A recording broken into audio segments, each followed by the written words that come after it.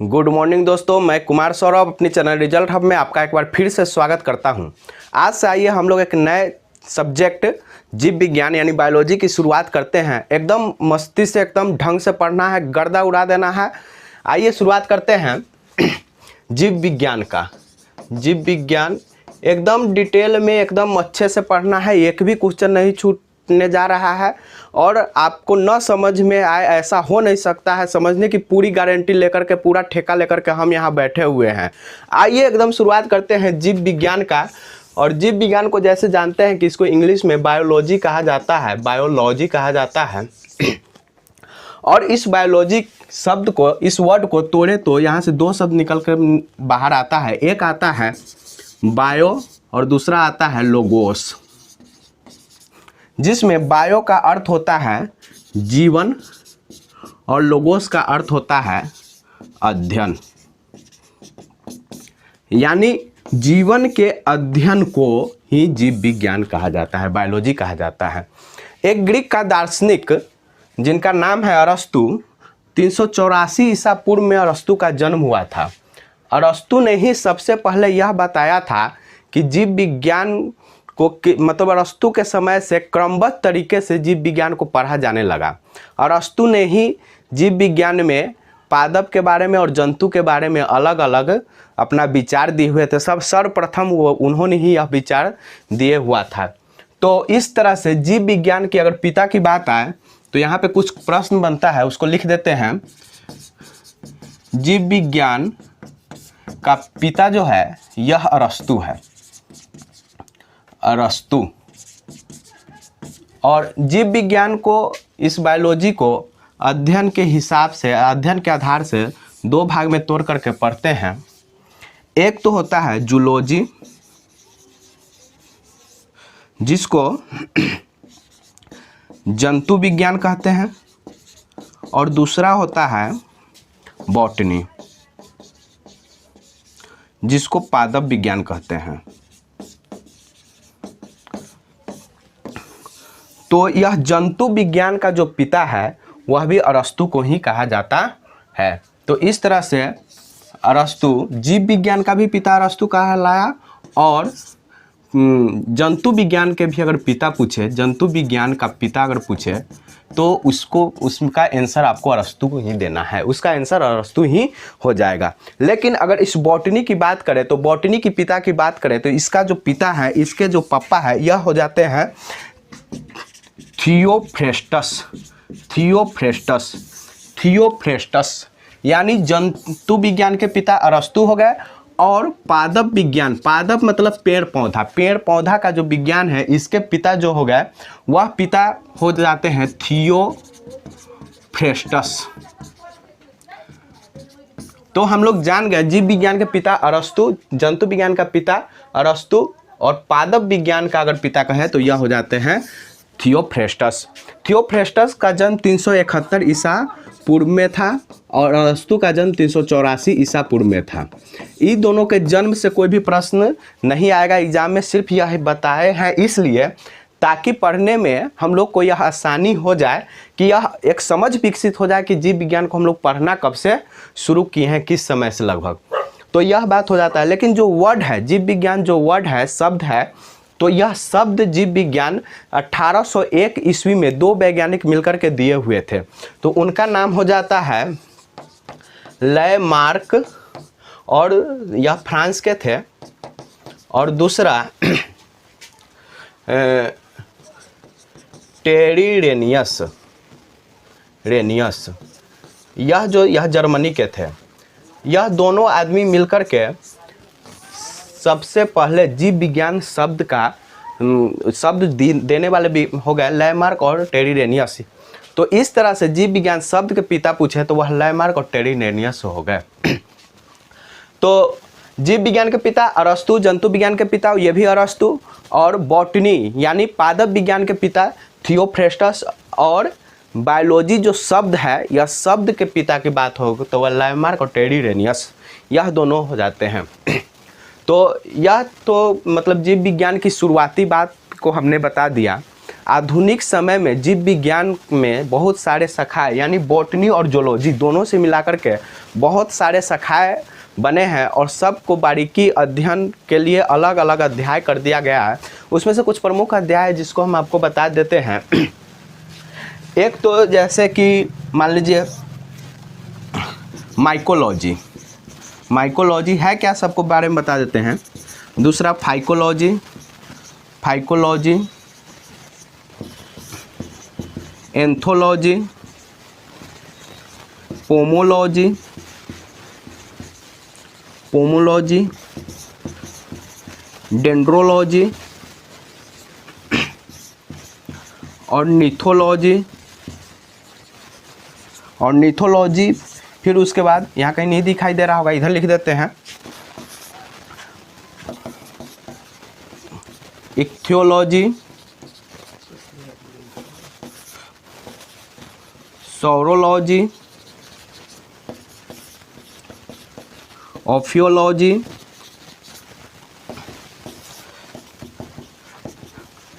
इंटेमोलॉजी, उसके बाद सेरिकल्चर, फिर उसके बाद पीसी कल्चर,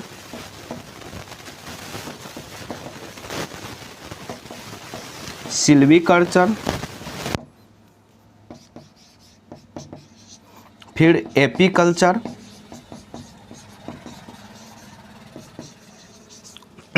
तो ये सब अध्याय है। माइकोलॉजी, फाइकोलॉजी यह है क्या, इसके बारे में हम आपको बताते हैं। अगर कवक के अध्ययन के बारे में हम लोग पढ़ाई कर रहे हैं, कवक के अध्ययन की पढ़ाई कर रहे हैं तो उसको हम लोग माइकोलॉजी कहते हैं। अगर शैवाल के अध्ययन की पढ़ाई कर रहे हैं तो वह फाइकोलॉजी हो जाता है। अगर फूल की अध्ययन की पढ़ाई कर रहे हैं, फूल के बारे में, फूल के को एंथोलॉजी कहेंगे, उसके अध्ययन को एंथोलॉजी कहेंगे। और उसके बाद अगर फल के अध्ययन हम लोग करते हैं, कोई विद्यार्थी है जो फल का अध्ययन कर रहा है, इसका मतलब वो पोमोलॉजी का अध्ययन कर रहा है, पोमोलॉजी कहलाएगा। पेड़ पौधा और जो भी झाड़ी होते हैं उसके अध्ययन की बात करें तो वह डेंड्रोलॉजी हो जाएगा। और निथोलॉजी, यह पक्षी के अध्ययन को और निथोलॉजी कहते हैं। और इक्थियोलॉजी, यह मछली के अध्ययन को इक्थियोलॉजी कहते हैं। सौरोलॉजी, छिपकली के बारे में पढ़ेंगे, सौरोलॉजी कहेंगे। ऑफियोलॉजी, सांप के बारे में पढ़ेंगे, बड़ी इंटरेस्टिंग है। ऑफियोलॉजी, सांप के बारे में पढ़ेंगे, ऑफियोलॉजी कहेंगे। फिर इंटेमोलॉजी, छोटे छोटे कीट पतंग के बारे में पढ़ेंगे तो इंटेमोलॉजी कहेंगे।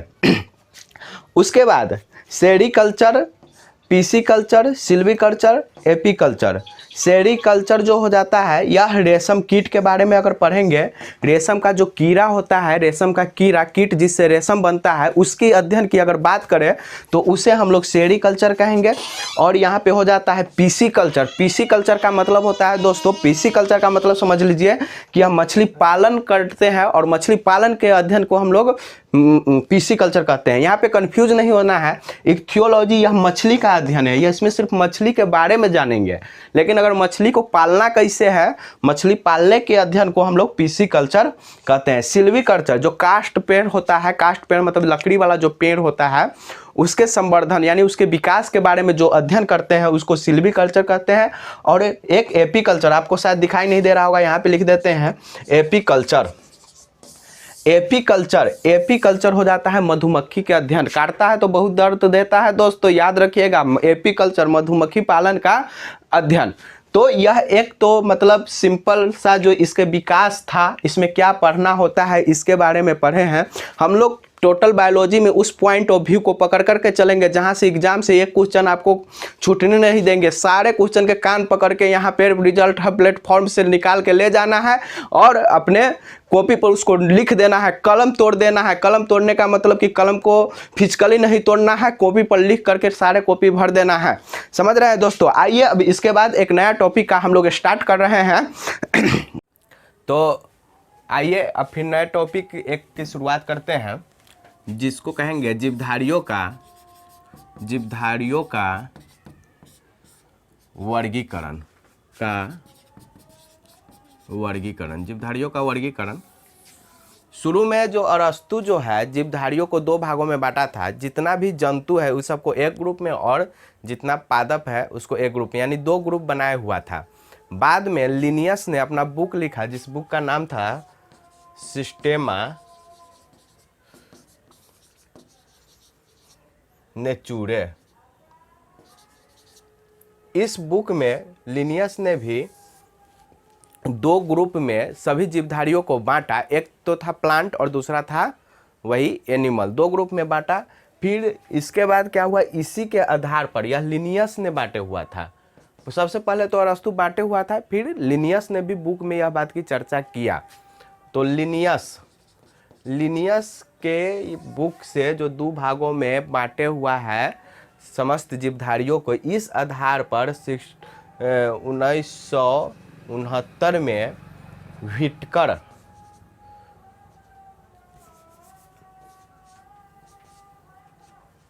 व्हिटकर जो है इसने समस्त जीवधारियों को 5 भागों में बांटा। और इससे लिनियस के आधार पे, इसके बांटने के आधार पे व्हिटकर ने समस्त जीवधारियों को 2 भागों में बांटा। तो लिनियस जो है इसको आधुनिक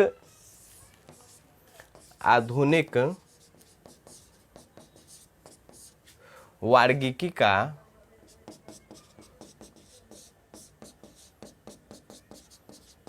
पिता कहते हैं, लिनियस को। चूंकि इसी के आधार पर, इसी के बुक के आधार पर व्हिटकर ने समस्त जीवों को 5 भागों में बांटे हुआ है, इसलिए इसे आधुनिक वार्गिकी का पिता कहते हैं। इंग्लिश को father of modern taxonomy, father of modern taxonomy यानी आधुनिक वार्गिकी का पिता जो है लिनियस को कहा जाएगा। व्हिटकर 5 भागों में बांटा समस्त जीवों को, और 5 भाग में एक हो पहला भाग हो जाएगा मोनेरा, दूसरा प्रोटिस्टा, तीसरा कवक, चौथा पादप और 5वां जंतु। मोनेरा में सभी यूकैरियोटिक जीवों को रखा गया है। थोड़ा सा बता दें, हालांकि आगे हम लोग को पढ़ना है, सेल चैप्टर में पूरा यूकैरियोटिक प्रोकैरियोटिक पढ़ेंगे, अभी थोड़ा सा समझने के लिए बता देते हैं। जिस जीव के शरीर में जो सेल है, उस सेल में अगर न्यूक्लियस प्रेजेंट है तो वह यूकैरियोटिक होगा, और जिसके सेल में न्यूक्लियस प्रेजेंट नहीं है वह प्रोकैरियोटिक कहलाता है। तो मोनेरा जो है, इसमें जितने भी प्रोकैरियोटिक जीव है उसको रखा गया है, जैसे कि बैक्टीरिया हो जाएगा, साइनोबैक्टीरिया होगा, आर्कीबैक्टीरिया हो जाएगा, ये सारे चीज़ मोनेरा में रखा गया है। फिर प्रोटिस्टा में यूकैरियोटिक जीव को रखा गया है, लेकिन यूकैरियोटिक जीव में वैसे जीव जो एक कोशिकीय हैं और जो जलीय हैं, उस जीव को प्रोटिस्टा में रखा गया है। फिर युगलिना एक ऐसा जीव है जो कि मतलब कि प्लांट की तरह, पेड़ पौधे की तरह सूर्य के प्रकाश से प्रकाश संश्लेषण करके अपना भोजन बनाता है, या सूर्य के प्रकाश प्रेजेंट नहीं हो, यानी प्रकाश की अनुपस्थिति में भी वह अपना भोजन वह जो है कि दूसरे पे निर्भर होकर के वह बना लेता है। तो वह युगलिना को भी इस प्रोटिस्टा के बीच रखा गया है। कवक, परपोषी जितने भी जीव है उसको कवक में रखा गया है, और पेड़ पौधे को पादप में, और बाद बाकी इधर जितने बहुकोशिकीय जीव बचे ये सबको जंतु में रखा गया है। तो इस तरह से 5 ग्रुप में बांटे हुआ है कौन, व्हिटकर बांटे हुआ है। सबको थोड़ा सा बाद में लिख देंगे डिटेल्स, जो कि इसका स्क्रीनशॉट लेकर के आप लोग को नोट बनाने में इजी हो जाए, अभी सिर्फ समझ लीजिए। और तो यह था जीवधारियों का वर्गीकरण का एक आइए अब हम लोग समझते हैं किसी भी जीव के जो द्विनाम पद्धति है उस वह है क्या, उसको लिखा कैसे जाता है, उस चीज़ को समझते हैं। यह द्विनाम पद्धति जैसे कि एक चीज़ के लिए 2 नाम, जैसे आदमी का, ह्यूमन का एक वैज्ञानिक नाम है होमो सेपियंस लिन, तो हर चीज़ का एक न उसका वैज्ञानिक नाम है। तो यह वैज्ञानिक नाम आखिर मतलब क्यों रखा गया है, किसने इसकी शुरुआत की, उसके बारे में पढ़ते हैं। तो द्विनाम पद्धति जब भी रखा जाता है तो उसमें सबसे पहले जिस भी जीव का द्विनामपत्ति रखा जाता है तो वह किस वंश से है। तो सबसे पहले उस वंश का नाम लिखा जाएगा, फिर उसके जाति का नाम लिखा जाएगा, और फिर जिस वैज्ञानिक ने उसकी खोज की है उसका नाम रखा जाएगा, फिर वैज्ञानिक का नाम रखा जाएगा। जैसे एक एग्जाम्पल में हम लोग समझ लेते हैं कि एग्जाम्पल के थ्रू, जैसे मानव का नाम जो है, ह्यूमन का नाम है होमो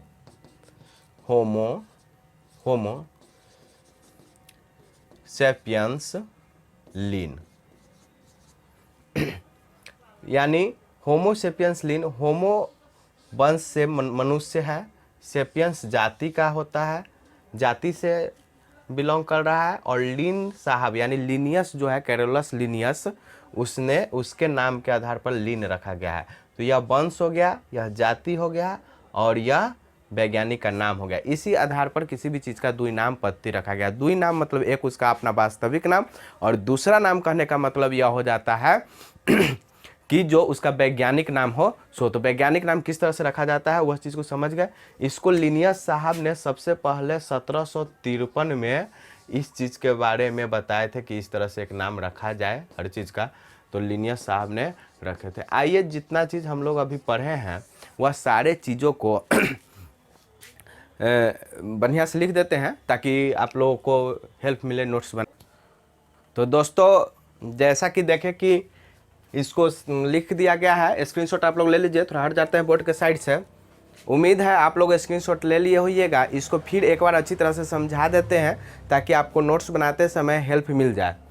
जैसे कि बायोलॉजी, यह जो चैप्टर है बायोलॉजी का शुरुआत हुआ है, और बायोलॉजी को तोड़ेंगे तो दो शब्द निकलेगा, बायो और लोगोस। बायो का मतलब होता है जीवन, और लोगोस का मतलब होता है अध्ययन, यानी जीवन के अध्ययन को ही बायोलॉजी यानी जीव विज्ञान कहते हैं। जीव विज्ञान शब्द का प्रयोग सबसे पहले लैमार्क और ट्रेविडेनस ने किया था। कब? 1801 में। लेकिन जीव विज्ञान का जनक अरस्तु को कहा जाता है। ईसा 384 ईसा पूर्व में ही अरस्तु का जन्म हुआ था। उसी समय अरस्तु ने जीव विज्ञान को किस तरह से पढ़ा जाए और जीव विज्ञान को दो भागों में बांट करके, प्लांट और एनिमल दो भाग में बांट करके बताया हुआ था। तो जीव विज्ञान का जनक अरस्तु को कहते हैं। उसमें जंतु विज्ञान के भी जनक की बात करें तो वो भी अरस्तु हो जाएगा। लेकिन यहाँ देखें हैं कि जीव विज्ञान को दो भाग में बांटते हैं, एक जूलॉजी और बॉटनी, यानी जंतु विज्ञान और वनस्पति विज्ञान। तो इसका फादर, पूरे जीव विज्ञान का फादर अरस्तु, और जंतु विज्ञान का फादर ये भी अरस्तु। लेकिन वनस्पति विज्ञान के फादर की बात करेंगे तो वह हो जाएगा थियोफ्रेस्टस। और आधुनिक वर्गीकरण की पिता लिनियस को कहा गया है। और परंपरागत द्विजगत वर्गीकरण का स्थान किसने दिया है? तो व्हिटकर, यानी यह परंपरागत या 5 भाग में बांट करके यह बताने वाला जो है वह व्हिटकर ही है। जीव के नामकरण की द्विनामपत्ति कैरोलस लिनियस ने दिया हुआ था। यही लिनियस जिसे आधुनिक वर्गीकरण का पिता कहते हैं, फादर ऑफ मॉडर्न टैक्सोनॉमी, यह लिनियस ने ही जीवों के नामकरण की पद्धति दिया हुआ था। इसका एक बुक है, जो बुक है सिस्टेमा नेचुरे, यह बुक लिखे हुआ था। इसी बुक में यह बताया हुआ था कि संपूर्ण जगत में जितने भी प्राणी है, जीव है, उसको दो भाग में बांट दिया गया है। जैसा कि अरस्तु पहले बताया हुआ था उसी चीज़ को कि एक जंतु और एक वनस्पति, और इसी के आधार पर व्हिटकर ने 5 भागों में बांटे हुआ है। तो इसलिए इसको आधुनिक वर्गीकरण का पिता भी कहते हैं। तो ये बात तो हो गई। और यह जो व्हिटकर 5 भाग में बांटे हुआ है, तो इसमें एक है मोनेरा, प्रोटिस्टा, कवक, पादप, जंतु। यह 5 भाग क्या है? यानी बायोलॉजी में यह जो जंतु और वनस्पति विज्ञान है, दोनों को सम्मिलित रूप करके इसके 5 भाग में बांट दिया गया है। मोनेरा में किसको रखते हैं? तो सभी प्रोकैरियोटिक जीव को मोनेरा में रखते हैं, यानी वैसे जीव जिसके कोशिका में केंद्रक नहीं मौजूद रहता है वैसे जीव को रखा जाता है। जैसे बैक्टीरिया, साइनोबैक्टीरिया और आर्कीबैक्टीरिया, तंतुमय बैक्टीरिया इत्यादि को रखा जाता है। साइनोबैक्टीरिया में कंफ्यूज नहीं होना है, एल्गी समझ कर इसको पादप में नहीं रखना है, ठीक ना। तो यह साइनोबैक्टीरिया भी प्रोकैरियोटिक में आ जाएगा। प्रोटिस्टा की बात करें तो प्रोटिस्टा में सभी प्रकार के एक कोशिकीय लेकिन जो कि जल में रहे, प्रायः जलीय और एक कोशिकीय यूकैरियोटिक जीव को रखा गया है कि कोशिका एक कोशिकीय हो लेकिन यूकैरियोटिक हो। यूकैरियोटिक मतलब उसके सेल में केंद्रक हो। और यूकैरियोटिक एक कोशिकीय जीव को रखा गया है जैसे पैरामेसियम और एग्लिना। एग्लिना जो है यह पादप और जंतु दोनों के बीच के प्राणी माना जाता है। ये एग्लिना यह ऐसा है एग्लिना कि यह जब सूर्य के प्रकाश में यह रहता है तो पेड़ की तरह यह प्रकाश संश्लेषण की क्रिया करके अपना भोजन बनाता है, और जब सूर्य का प्रकाश नहीं मिलता है तो फिर यह अपना भोजन जो है कि दूसरे पर यह निर्भर होकर के यह अपना भोजन बनाता है। तो इसलिए एग्लिना को प्लांट और एनिमल दोनों के बीच का माना गया है, और एग्लिना को भी प्रोटिस्टा में ही रखा है। किसने? व्हिटकर ने। कवक की बात करें तो यूकैरियोटिक तथा परपोषी जीवधारी, इसमें भी यूकैरियोटिक है और इसमें भी यूकैरियोटिक है। तो इसमें यूकैरियोटिक कौन? जो प्रायः जलीय जीव की इसमें चर्चा हो रहा है प्रोटिस्टा में।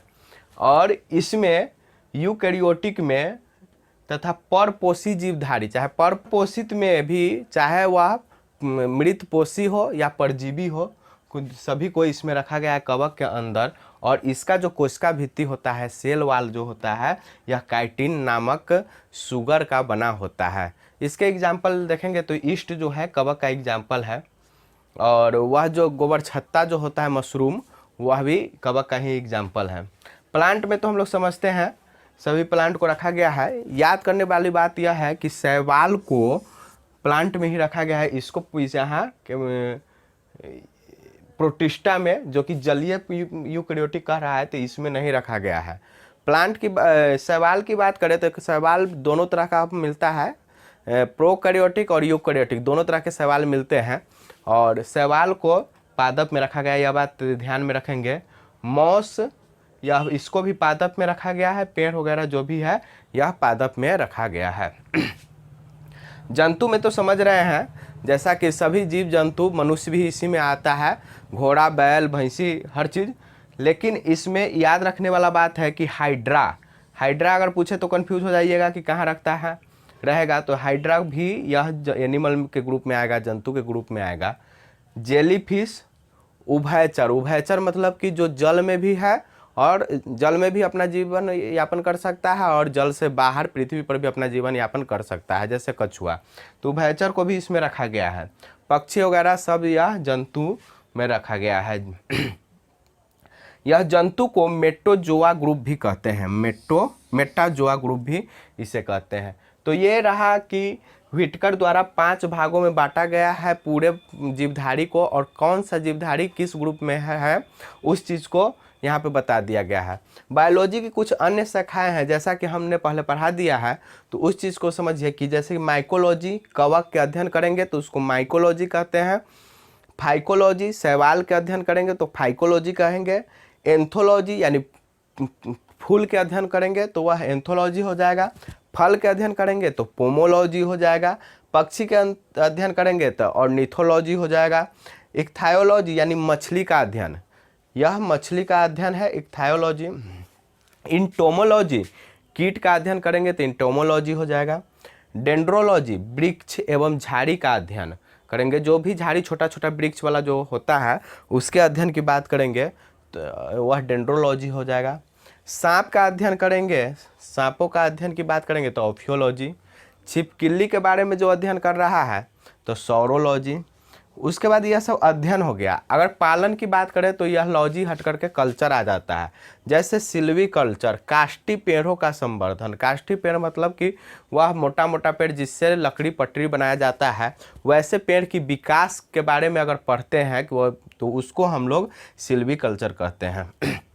एपीकल्चर मधुमक्खी पालन करने का जो अध्ययन है एपीकल्चर हो जाएगा। और सेरीकल्चर रेशम वाला जो कीट होता है उसको पालने का अध्ययन को सेरीकल्चर कहते हैं। पीसीकल्चर मत्स्य पालन यानी मछली पालने का जो भी अध्ययन है उसे हम लोग पीसीकल्चर कहते हैं। इसमें कंफ्यूज नहीं होना है कि इक्थायोलॉजी यानी मछली का अध्ययन करना है और पीसीकल्चर में मछली पालने का अध्ययन करना है, दोनों अंतर है, तो इसमें कंफ्यूज नहीं होइएगा। द्विनाम पद्धति को जो कि लिनियस साहब द्वारा दिया गया है, तो कुछ मतलब ऐसा जीव है जिसके द्विनाम पत्ती को हम लोग पढ़ते हैं।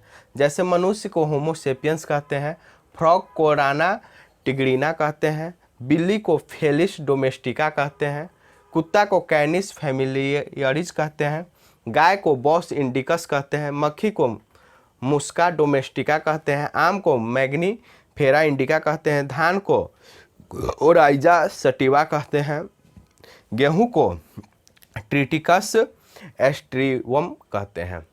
तो इसमें से कुछ जो याद हो ना हो, इसमें से बहुत सारा क्वेश्चन नहीं आता है, यहाँ इसको याद रखने की ज़रूरत है। उसके बाद इसमें समझ लेने की ज़रूरत है कि इसमें कहाँ किसको किस ग्रुप में रखा गया है। ये एक बार इसको पढ़ लीजिए, दिमाग में रहे, ठीक ना। और इससे भी दोनों को पढ़ करके एक बार दिमाग में रखिए। आज के लिए यह क्लास इतना ही रहेगा। फिर अगले वीडियो में हम लोग कोशिका से शुरू करेंगे। एकदम धांसू ढंग से एकदम समझा करके दिमाग में ठोक ठोक करके पढ़ा दिया जाएगा। कहीं से आपको कुछ छूटने का कोई चीज़ नहीं है। यह पहला वीडियो है, इसको एक बार, दो बार, तीन बार इसको देखिए। देखने के बाद यह समझ में आएगा। उसके बाद सेल ऐसा पढ़ाया जाएगा आप लोगों को चैप्टर कि कहीं यूट्यूब पर वैसा वीडियो फिर नहीं मिले। और कोई बच्चा से बच्चा जो समझ लिया हो कि हमको समझ में नहीं आएगा सेल, वैसे बच्चा को दिमाग में ज़बरदस्ती घुसा घुसा के समझा दिया जाएगा पूरे चैप्टर। आप लोग चिंता नहीं कीजिए, आप लोग सिर्फ रिजल्ट हब से जुड़े रहिए। हमारे चैनल को लाइक शेयर सब्सक्राइब कीजिए। धन्यवाद।